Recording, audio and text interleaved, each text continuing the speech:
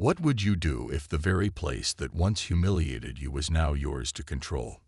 Keep watching, because the deeper you go, the more this story will surprise you.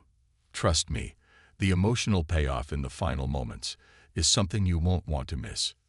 Let's begin. Clement pulled his coat tighter around his shivering body, trying to shield himself from the relentless downpour. His shoes squished with every step as he walked towards the Grand Hotel, his only hope for shelter tonight. The lights of the luxurious building glowed like a beacon in the distance, offering warmth and comfort, something Clement desperately needed after his long, exhausting journey.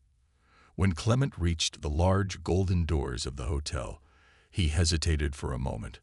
Looking at the elegant exterior, this place was far fancier than he had expected, and for a brief second, he wondered if he would fit in. His clothes were soaked, his hair dripping with rainwater, and he knew he looked nothing like the wealthy guests who usually walked through these doors. But he had no choice. He was tired, and there was nowhere else to go. With a deep breath, he stepped inside, grateful to be out of the cold. The warmth hit him immediately, and he could feel the plush carpet beneath his wet shoes. The lobby was grand. Massive chandeliers hung from the ceiling, casting a golden light over the marble floors. The air smelled of fresh flowers, and soft music played in the background. Clement couldn't help but admire the beauty of the place as he approached the front desk.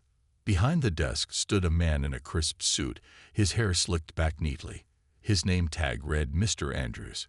Clement gave a polite smile, trying to mask his exhaustion as he approached the counter. "Good evening, sir," Clement began, his voice polite and hopeful. "I'd like to rent a room for the night."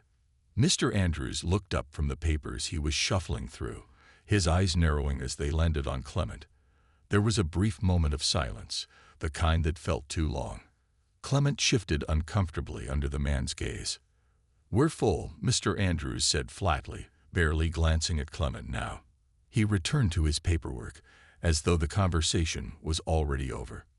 Clement blinked, surprised. He had noticed several empty rooms as he passed by the lobby on his way in. He glanced around the spacious hotel and saw no signs that the place was at full capacity. Clement began, his tone still polite. "I saw some rooms available. I just need one for tonight."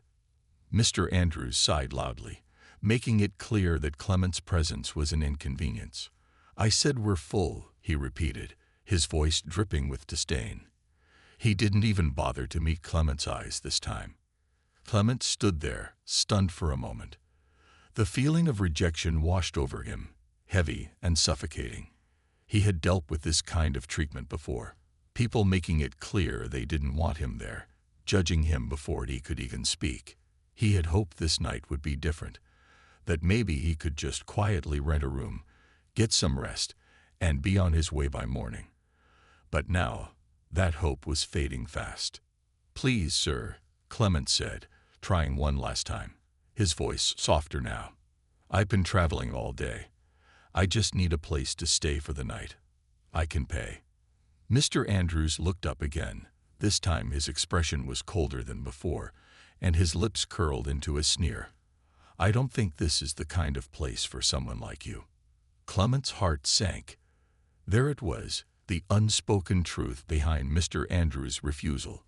It wasn't that the hotel was full. It was that Clement didn't belong there.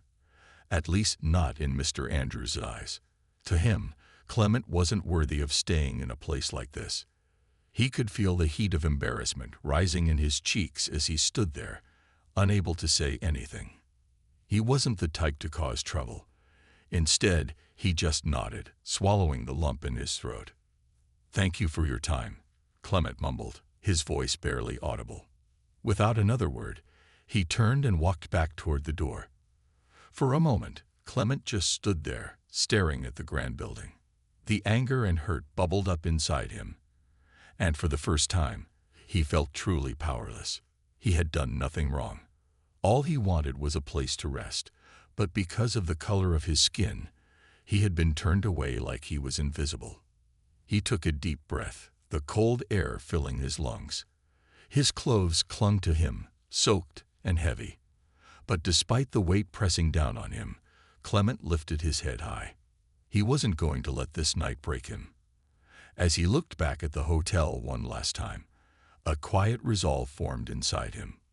One day, Clement whispered to himself, "Things will be different." With that, he turned and walked away into the night. The storm raged on, but inside Clement, a new kind of storm had begun. A storm of determination, stronger than any rain could ever be. Years had passed since that night when Clement had stood in front of the hotel, rejected and humiliated. The memory of Mr. Andrews turning him away with cold eyes and a sneer still lingered in Clement's mind, no matter how much time had passed. That night had left a mark on him, a wound that hadn't healed. But instead of letting it defeat him, Clement used it as fuel for his ambition. Clement put himself into his work, using every opportunity to learn, grow, and improve. At first, he started with small jobs, barely making ends meet. But Clement had something special, a sharp mind and a heart full of kindness. He quickly learned the art of business, applying his intelligence in treating people with respect, something he knew firsthand was lacking in the world. Through sheer grit and determination, Clement opened a small shop in his community. It was nothing fancy at first, just a humble little store. But Clement's friendly demeanor and the way he treated his customers, with dignity and fairness, soon caught the attention of many. People began to trust him, not just because he was a good businessman, but because he genuinely cared. Word spread, and his business grew. As the years passed, Clement expanded, moving from one successful venture to another. Before long, his name became known not just in his town, but across the region. Still, no matter how successful he became, Clement never forgot that rainy night at the hotel. It haunted him in quiet moments, a reminder of the prejudice he had faced simply because of the color of his skin.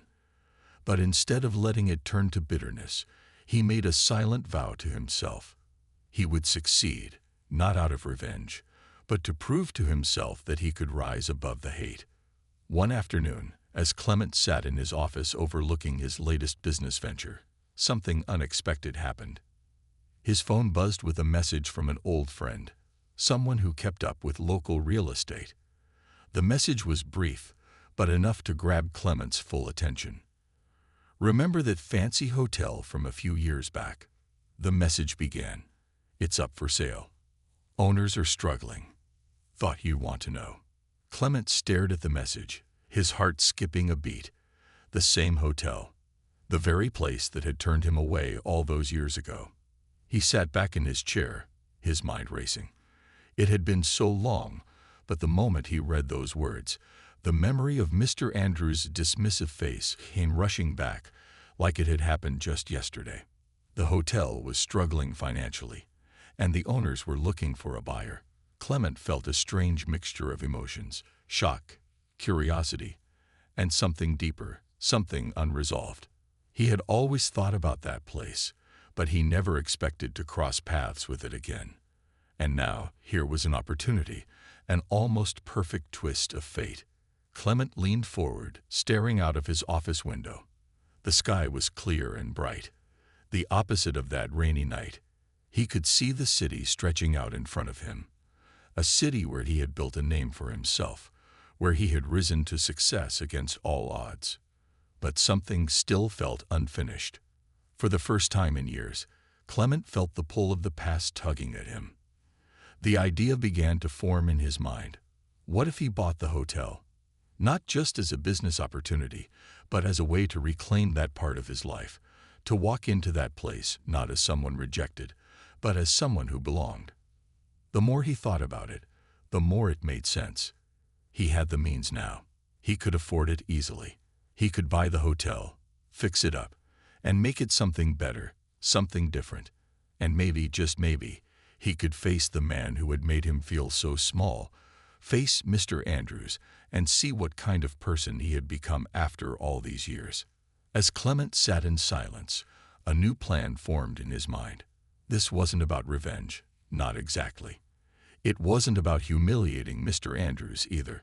It was about something deeper. It was about reclaiming his dignity, about walking into the very place that had rejected him and showing that he had risen above their low expectations.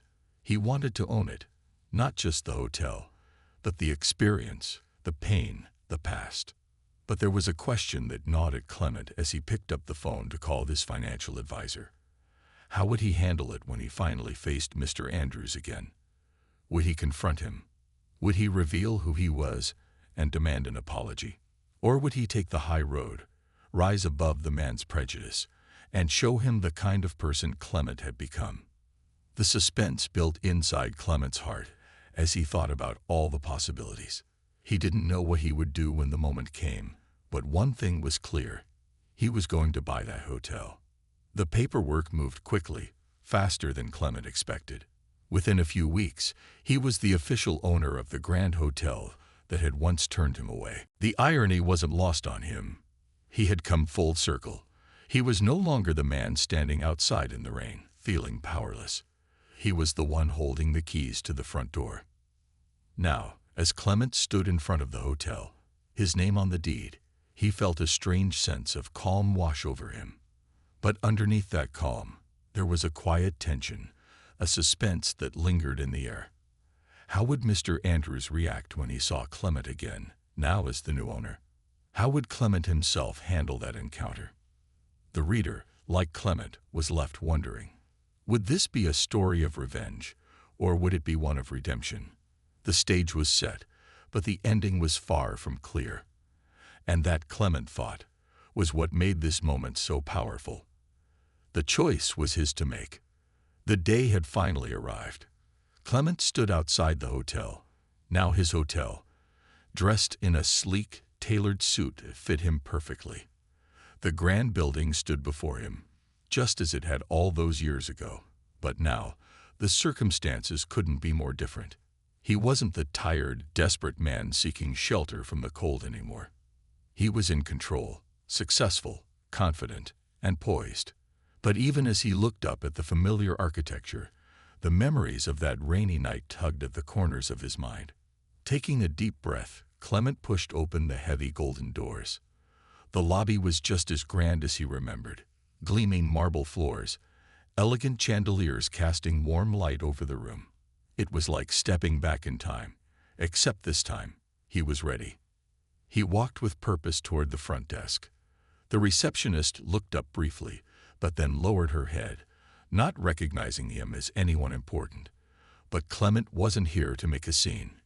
He was here for something more meaningful. Standing behind the front desk, just as he had been all those years ago, was Mr. Andrews. Time had worn on him. His hair was streaked with gray, and the lines on his face had deepened, but his demeanor hadn't changed. He still carried himself with that same air of superiority, as if he ruled over the lobby with complete authority. But today, Mr. Andrews was about to get a shock. Clement approached the desk, his shoes clicking softly on the polished marble floor. When he reached the counter, he smiled, just as he had done all those years ago. "Good evening," Clement said, his voice calm and measured. "I'd like to rent a room for the night." Mr. Andrews looked up slowly, his eyes scanning Clement for a brief moment before settling back down on his paperwork. He seemed uninterested, and once again, that familiar coldness crept into his tone. "I'm afraid we're fully booked for the evening," he said dismissively, not bothering to meet Clement's gaze. The words stung, but this time Clement was prepared. He felt a small, satisfied smile tug at the corner of his mouth. "Are you sure about that?" Clement asked, his voice still calm, but with an edge that Mr. Andrews didn't seem to catch. Mr. Andrews sighed, clearly annoyed. "Yes, sir. We have no rooms available." He glanced up again, this time with a flicker of impatience, but when his eyes met Clement's, something changed. There was a flicker of recognition, though faint. He paused for a moment, squinting slightly as if trying to place the face standing before him. Before Mr. Andrews could say another word, Clement leaned in slightly, keeping his voice steady and measured. "You don't recognize me, do you?" Mr. Andrews frowned, a hint of unease creeping into his expression. His eyes studied Clement's face more closely now, searching his memory. And then, like a sudden gust of wind knocking the air out of him, it hit him.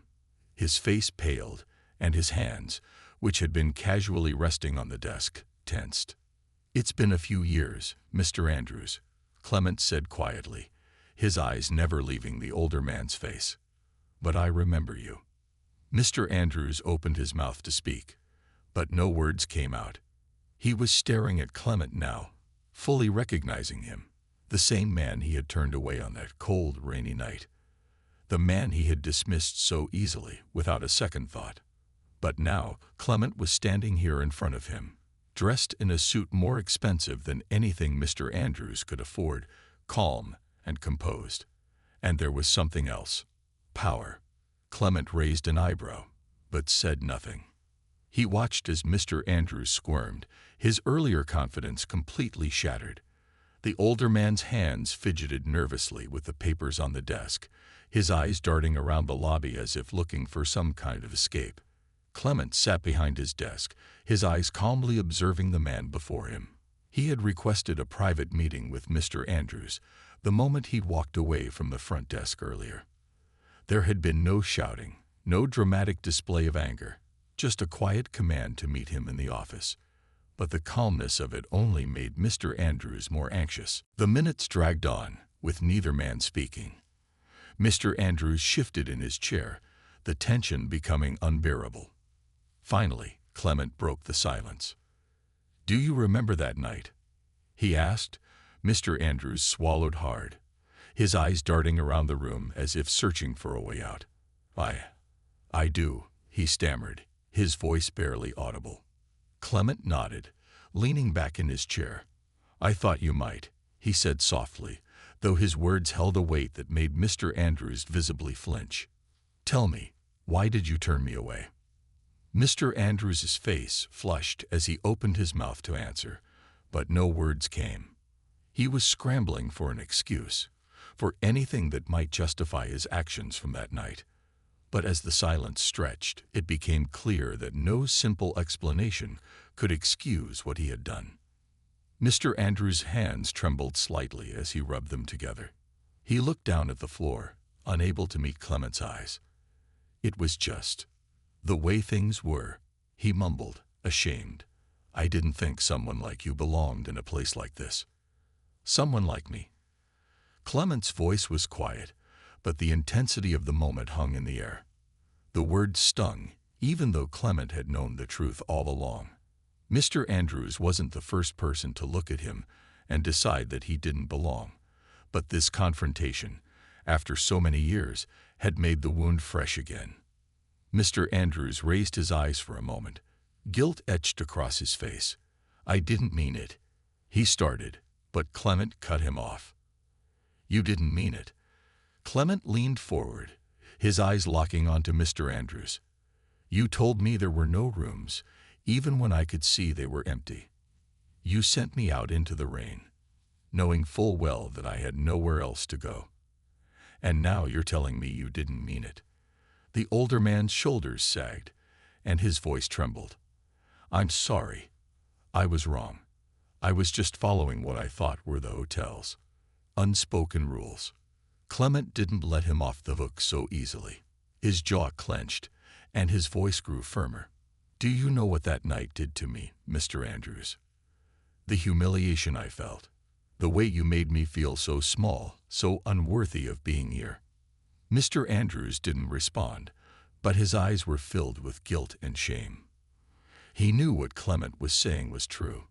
He had seen it in Clement's eyes that night, the pain and hurt he had caused with a few cruel words. "You didn't just deny me a room," Clement continued, his voice filled with emotion. "You judged me based on nothing but my appearance. You decided, without knowing a single thing about me, that I didn't belong." Tears pricked at the corners of Mr. Andrews' eyes now, though he tried to hold them back. "I was wrong," he whispered, his voice breaking. I didn't realize what I was doing." Clement paused, letting the weight of his words hang in the air. The emotions from that night flooded back into him: anger, sadness, and a deep, bitter resentment. But underneath all of that, there was something else, something he hadn't expected. "Do you know what I did after that night?" Clement asked, his tone softer but no less intense. "I worked harder than I ever had before. I started my own business, built it from the ground up, and became the man you see standing in front of you today. That night motivated me, Mr. Andrews. It pushed me to prove that I did belong, no matter what people like you thought." Mr. Andrews sat there, his face pale and drawn, as Clement's words sank in. The weight of his actions from years ago now rested heavily on his shoulders. He had underestimated Clement back then, and now he was paying the price for it. "I'm sorry," Mr. Andrews said again, but his voice was weak, almost hollow. He wasn't sure if an apology could ever be enough to undo the damage he had caused. "I never imagined." Clement leaned back in his chair, watching Mr. Andrews carefully. He could see the guilt in the man's eyes, the fear of what might come next. The tension in the room was thick, with Mr. Andrews on edge, waiting for Clement's final decision. Would Clement fire him on the spot? Would he ruin him, just as Mr. Andrews had tried to ruin Clement's dignity all those years ago? The silence stretched, each second feeling like an eternity for Mr. Andrews. His hands gripped the edge of the chair tightly, his heart pounding in his chest. But Clement remained calm, thoughtful. He could feel the weight of the moment, the suspense of what was about to unfold. He knew he had the power to destroy Mr. Andrews' career if he wanted to. But something inside him held him back. "I could fire you right now," Clement said slowly, letting the words sink in. "I could tell you to leave this hotel and never come back, and part of me would find satisfaction in that." Mr. Andrews' breath caught in his throat, but he didn't say anything. He simply waited, the tension almost unbearable. "But I'm not going to do that," Clement continued, his voice soft but firm, "because firing you wouldn't change what happened. It wouldn't fix the past. And more importantly, it wouldn't change the way you see people." Mr. Andrews blinked in surprise, his mouth opening slightly, but no words came out. Clement stood up slowly, walking around the desk until he was standing directly in front of Mr. Andrews. He looked down at the man who had once held power over him, the man who had made him feel so small. And now Clement held all the power. But what he chose to do with it was entirely up to him. "I'm giving you a chance," Clement said, his voice steady. "A chance to prove that you've changed. But don't mistake this for forgiveness. You'll have to earn that." Mr. Andrews nodded quickly, his eyes wide with a mix of relief and guilt. "Thank you," he whispered, his voice trembling. "Thank you." Clement didn't reply. He simply walked back to his desk, leaving Mr. Andrews sitting there, still waiting, unsure of what the future held for him now. The suspense lingered, but the choice had been made. Mr. Andrews sat in stunned disbelief, his eyes wide with both relief and confusion. He had expected the worst. He had braced himself to be fired, thrown out of the hotel, and left to live with the consequences of his prejudice and cruelty. But Clement had taken a different path. He wasn't going to ruin him. Instead, he was giving Mr. Andrews something far more valuable. A chance. "I'm going to keep you on as the manager," Clement said, his voice calm but firm. "But things are going to be different now. From this point forward, this hotel will be a place where everyone is treated with respect, regardless of their background, appearance, or how much money they have. Do you understand?" Mr. Andrews, still shaken, nodded slowly. "Yes, yes, I understand," he said, his voice trembling with emotion. "I'll do better, I promise." Clement leaned forward slightly, his eyes never leaving Mr. Andrews. "I'm not just talking about better," he said. "You need to change. Not just the way you run this hotel, but the way you see people. You need to learn what it means to treat others with dignity, with fairness, and with compassion. And I'm going to make sure you do." Clement stood up, walking around the desk to stand beside Mr. Andrews. "You're going to work with me closely from now on," Clement continued. "I'll be watching how you treat every single guest that walks through those doors. You're going to treat them all the same, with respect, no matter who they are or where they come from. And if I see any hint of the man you were when I first came here, you won't get another chance. Is that clear?" Mr. Andrews nodded quickly, his face flushed with shame. "It's clear," he whispered, his voice hoarse. "I won't let you down." Clement studied him for a moment, then nodded, satisfied. "Good," he said, his tone softening slightly. "Then let's get to work." Over the next few weeks, things began to change at the hotel. Clement worked closely with Mr. Andrews, watching how he handled guests and ensuring that the staff treated everyone with kindness and respect. There were moments when old habits tried to resurface in Mr. Andrews, times when Clement could see him struggling to overcome the prejudices he had carried for so long. But each time, Clement was there to remind him of the new standards. It wasn't easy for Mr. Andrews. He had spent years believing that certain people didn't belong in the world of luxury and comfort. But as he spent more time working under Clement's guidance, he began to see things differently. He started to realize that his role wasn't just about managing a hotel. It was about creating an environment where everyone felt welcome, no matter their background. Slowly, the hotel itself began to change. Word spread that the once exclusive establishment had become a place where all guests were treated equally. People from all walks of life began to visit, drawn by the reputation of fairness and respect that Clement had built. The staff, following Clement's lead, embraced the change, and the hotel thrived under this new philosophy. And Mr. Andrews, he changed too. There were still moments of hesitation, still times when he had to catch himself before slipping back into old ways of thinking. But each time, Clement was there, offering both guidance and a reminder of the man Mr. Andrews had once been, and the man he could become. Months passed, and the transformation was undeniable. The hotel flourished, not just financially but in spirit. It became a symbol of progress, of how even the most deeply ingrained prejudices could be overcome with time, patience, and effort.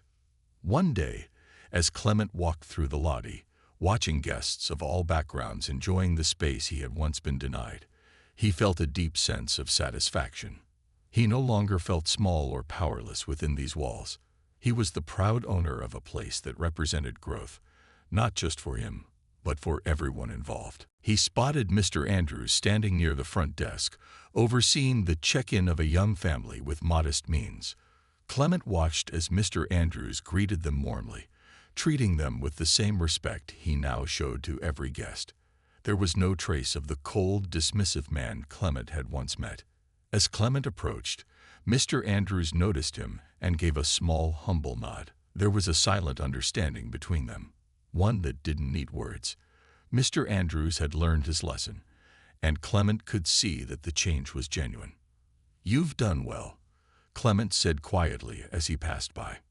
Mr. Andrews lowered his head slightly, his voice barely above a whisper. "Thank you for giving me the chance." Clement didn't stop or turn back, but he smiled to himself as he walked away. It wasn't about the power he now held or the wealth he had accumulated. It was about something deeper, something more meaningful. He had turned his pain into progress, not just for himself, but for the man who had once hurt him, and for all those who would come after.